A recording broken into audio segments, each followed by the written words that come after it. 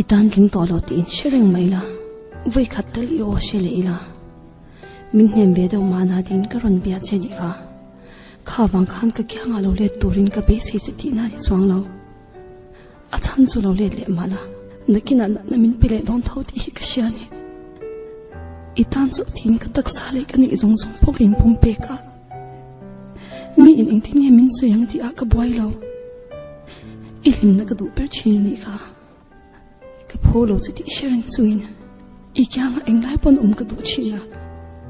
ka chuang chin I moi lo khalau em china ka la phena miro pile do omberi ni ti lantir ka tu fawa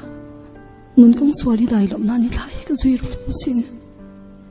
I kya nga chok om je lang tin du tho ka lo sam be chin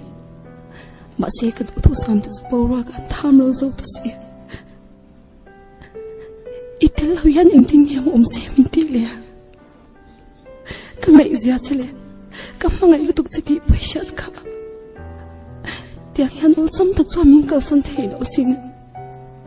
itel lo chan kun ni hero afrika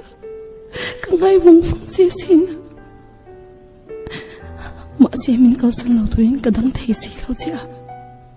kilung her chan hi du tak nen chwan lim takin leng dun se lang che ngain aw haw che mai la I lo kir to don si lo kamit ka chinga ilim lai mel ka hua ka kyang omreng angin ka swang to chi mase du to samom jene lo me chawni si kam mangai eng lai main thing hi ka tu ngai lawang mase itelawanun ka zir don me zo kani an soi piak ra li tak tak te ni ngai chuan ta chuan ka tan chup nu ve tor o